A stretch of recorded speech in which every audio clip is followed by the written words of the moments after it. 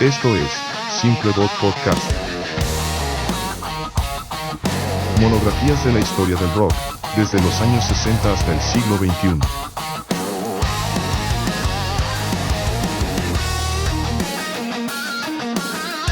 Conducido por Marissa Simpson y Juan Pleite. ¿Alguna vez han escuchado un disco y sienten que es más que solo canciones? Como si contara una historia completa, ¿no? Casi como una película o un libro, pero con música. Justo. Bueno, pues a eso se le llama álbum conceptual. Y hoy vamos a meternos de lleno en ese mundo. Para esta exploración vamos a basarnos mucho en un trabajo de investigación súper interesante. Es una tesis de la Universidad Católica de Santiago de Guayaquil de 2018. Sí, de Hugo Menoscal y Juan Carlos Jiménez. Se llama Composición de un álbum EP conceptual. Es nuestra guía principal, digamos. Exacto. Pero para que esto tenga más carnita, vamos a ver también un análisis de Avantasia y su metalópera. Y claro, le echaremos un ojo a lo que dice Rolling Stone o Concierto.cl sobre los mejores álbumes conceptuales. Y por supuesto, no puede faltar una parada en el gigante, The Wall de Pink Floyd. Usaremos datos de referencia ahí. Perfecto. Entonces, el objetivo es entender bien qué onda con estos álbumes que los hace conceptuales. Usaremos la tesis para ver cómo analizan clásicos como The Wall o 2112 de Rush.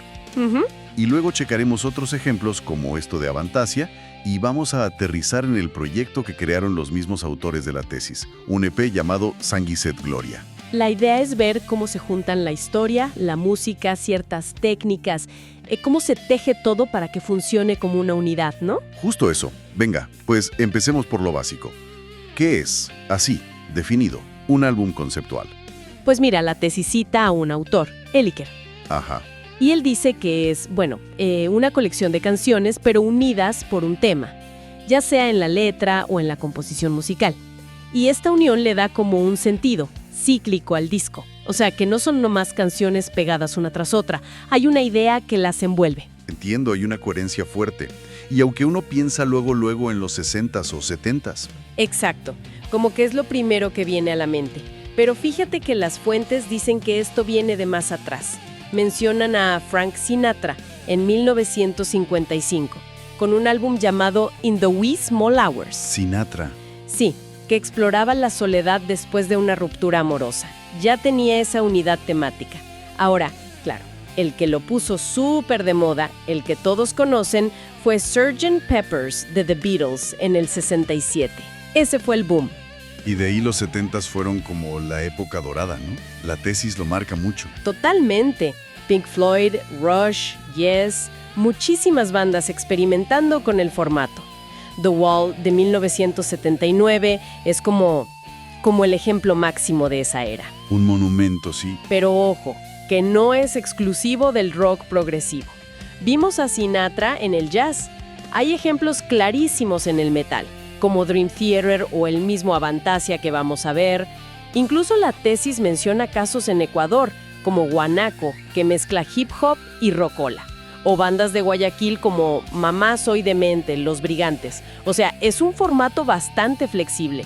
Bien, la tesis también menciona que hay tipos de álbumes conceptuales. Cita un tal Let's, de 2010, habla de narrativo, temático y resistente. El narrativo suena a que es el que más se enfoca en contar una historia como tal, ¿no? ¿Podríamos ver ese con más detalle? Claro. El narrativo, según Let's, es básicamente eso. Como una novela o una película hecha música. Tiene una trama clara, personajes, que a veces, fíjate, pueden ser hasta partes de la mente del protagonista, ¿no? Interesante. Refleja cómo se sienten los personajes, a veces hasta comenta lo que está pasando. Y no siempre es lineal, ¿eh? Puede usar flashbacks, saltos en el tiempo. Entendido. Bueno, si hablamos de narrativas musicales, es inevitable hablar de The Wall.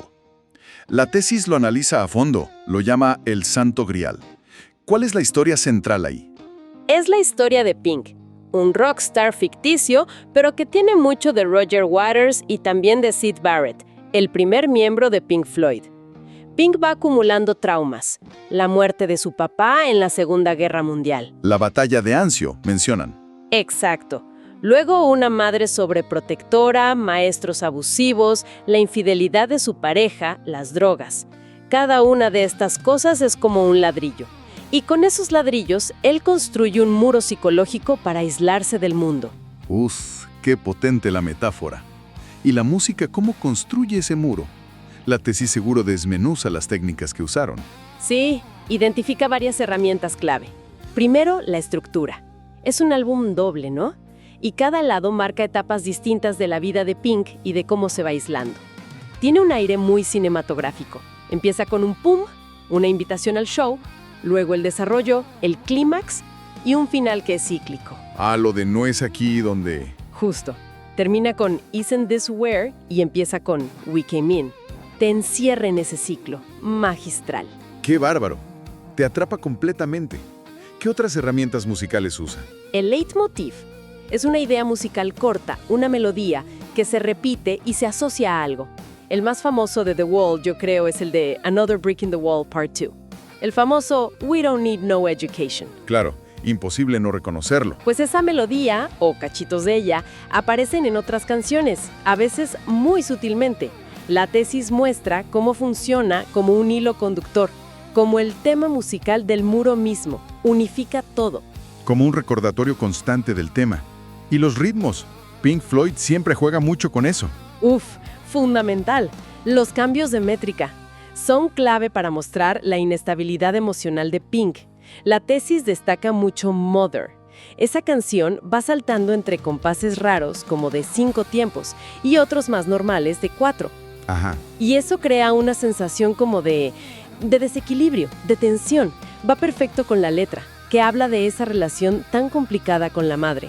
La música siente lo que siente el personaje. No es solo acompañamiento, es parte de la emoción. Y claro, los efectos de sonido. En Pink Floyd son casi otro instrumento. Indispensables. La tesis los separa bien. Están los efectos de sonido pregrabados.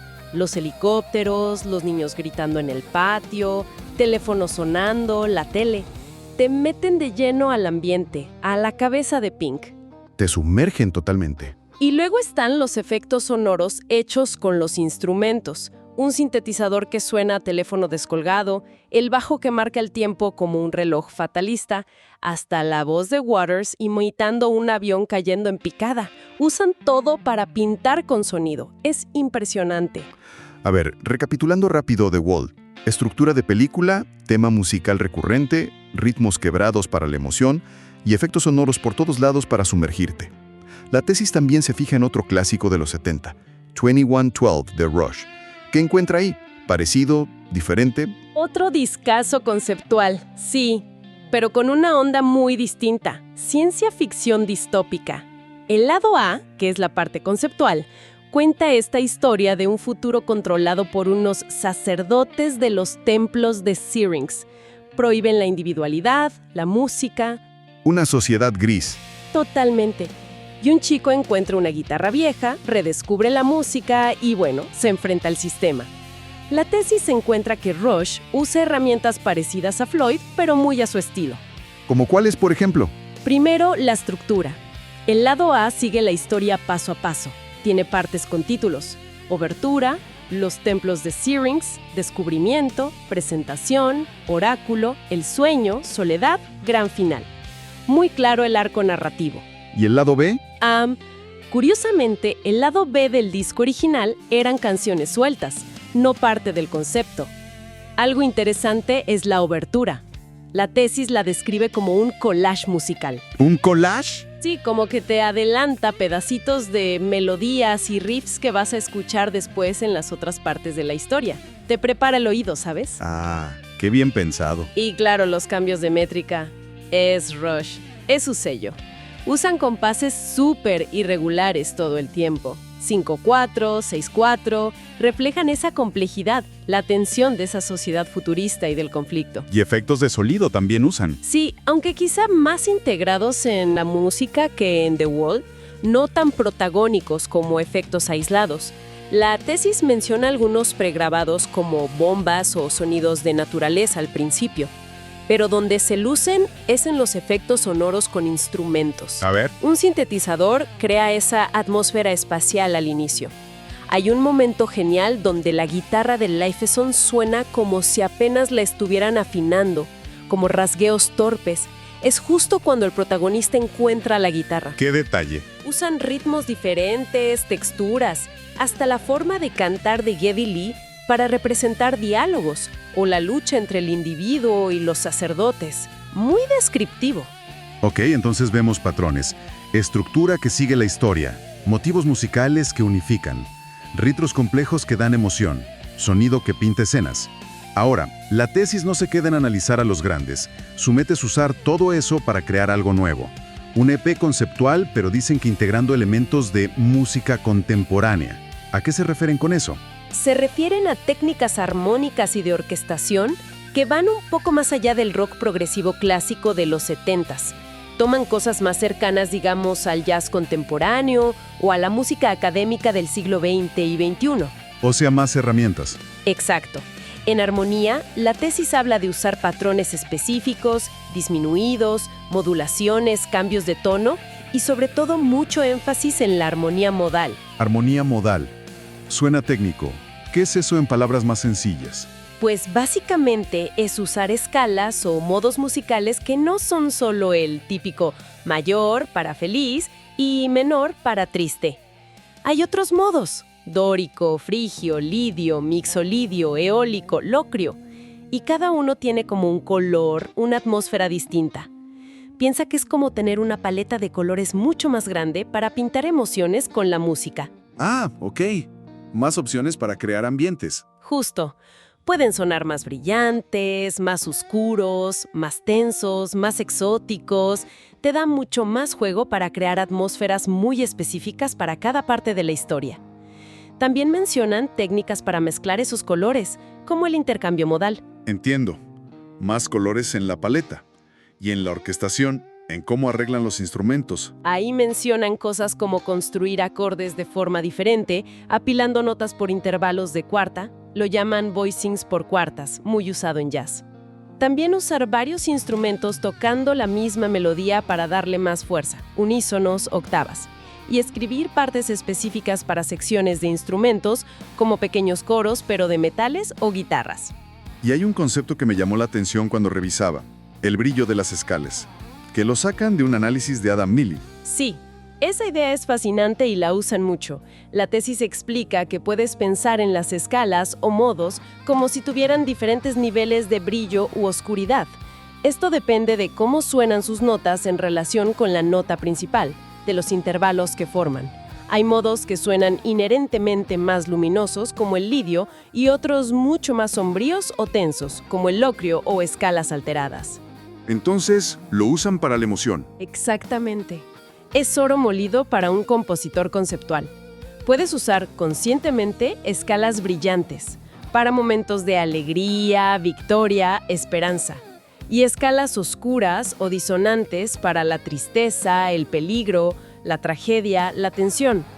Es usar la armonía para subrayar directamente la emoción de cada escena, casi como ponerle un filtro de color a la música.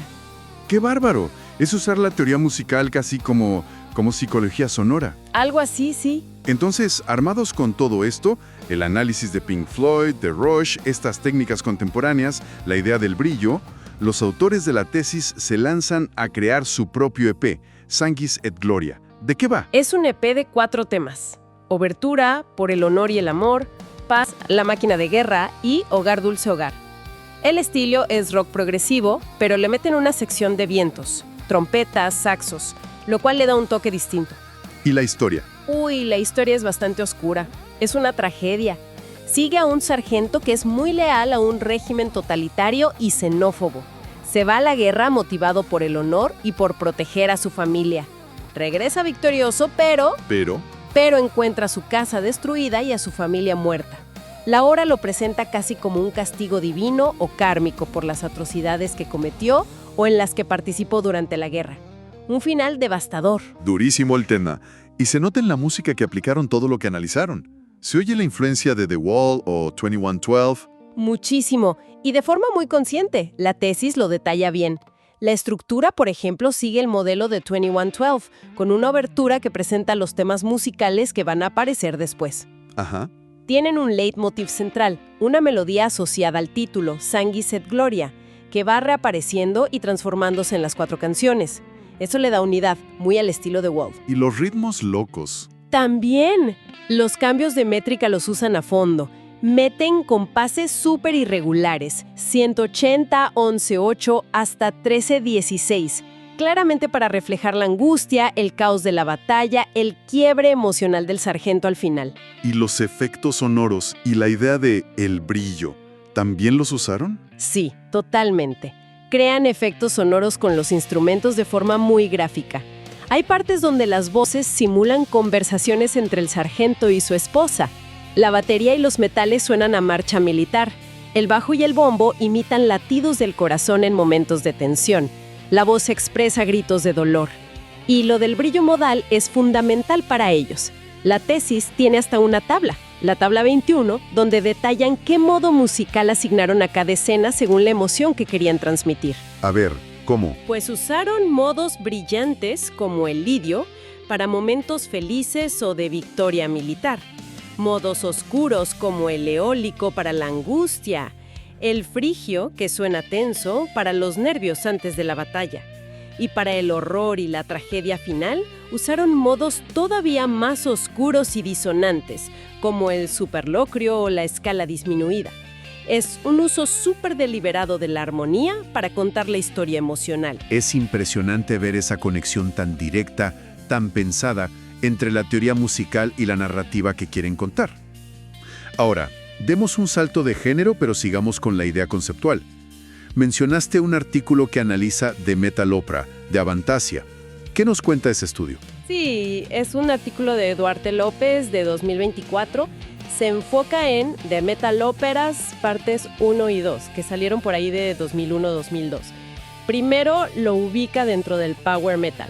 Explica que este subgénero, a diferencia del heavy metal, más clásico que viene del blues y habla de cosas más oscuras, piensa en Black Sabbath, Deep Purple. Ajá, más denso. Exacto. El power metal suele inclinarse más hacia la fantasía, lo épico, lo medieval, pero como idealizado, ¿sabes? Caballeros, dragones, magia. Entiendo. ¿Y Avantasia encaja en ese molde de fantasía idealizada? Pues no del todo, y eso es lo interesante que señala el artículo. Sí usa la ambientación de época. La historia ocurre en 1602, hay monjes dominicos, la Inquisición, una torre de brujas, pero según este análisis no lo hace para glorificar esa época. Entonces, Lo usa para criticar la moral y la religión de ese tiempo, pero desde una perspectiva más moderna, más liberal, y lo hace a través de una metalópera. Una ópera metal. Exacto, un álbum conceptual, narrativo, con muchísimos personajes, cada uno cantado por un vocalista famoso del metal diferente, y una trama que sigue a Gabriel, un novicio dominico que se cuestiona todo cuando acusan a su hermanastra Ana de brujería y la encierran. Él se une a un druida y a unos elfos para rescatarla y encontrar un conocimiento prohibido. Suena a una mezcla interesante. ¿Qué conexiones con la literatura encuentra el artículo en esta ópera metalera? Encuentra varias cosas. Primero, identifica el uso de tópicos literarios del Renacimiento.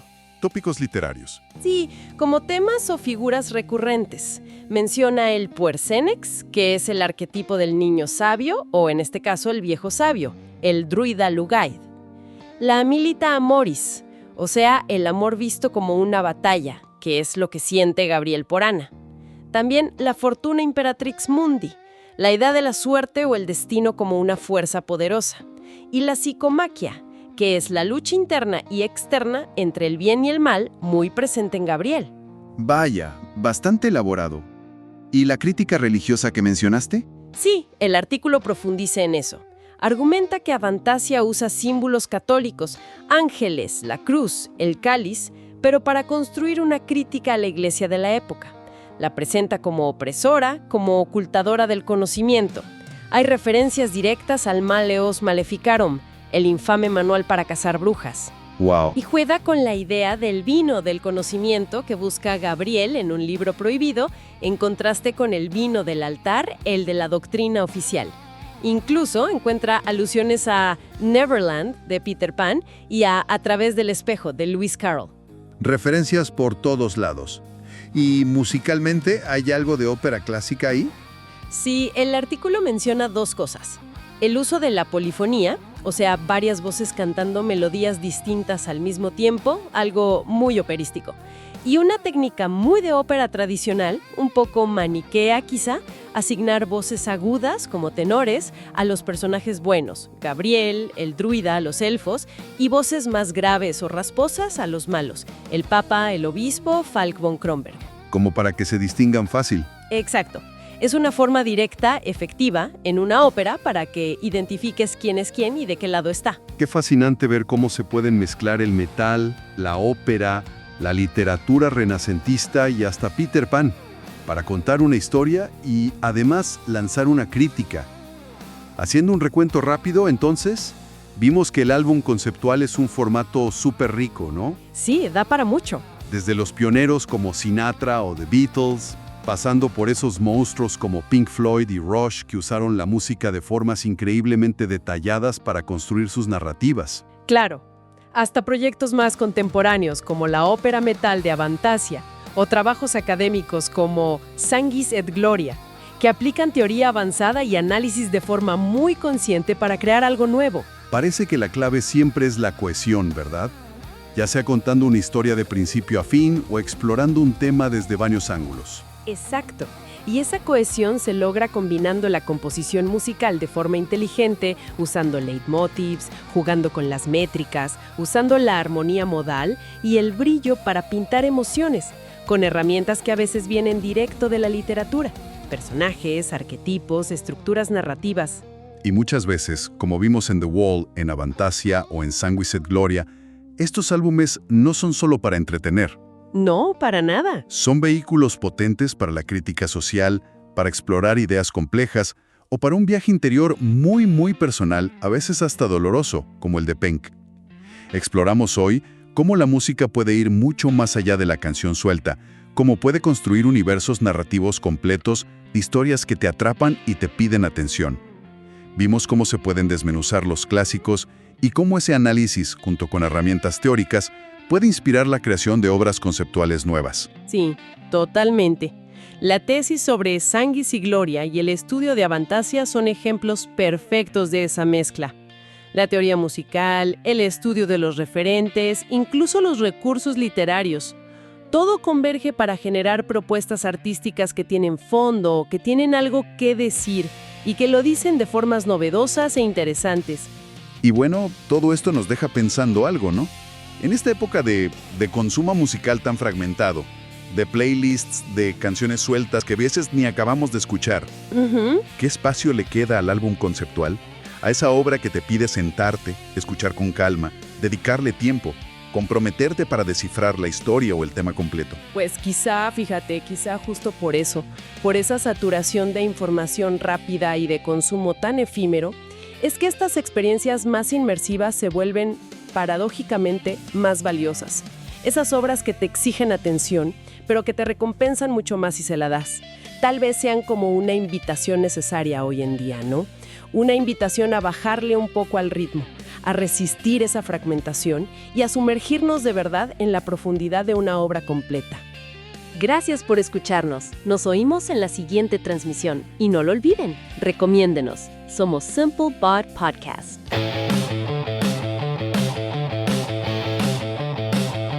Esto fue Simplebot Podcast. Monografías de la historia del rock, desde los años 60 hasta el siglo XXI.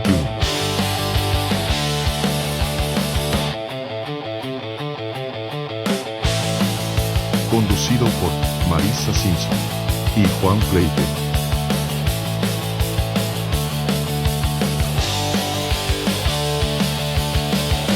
Gracias.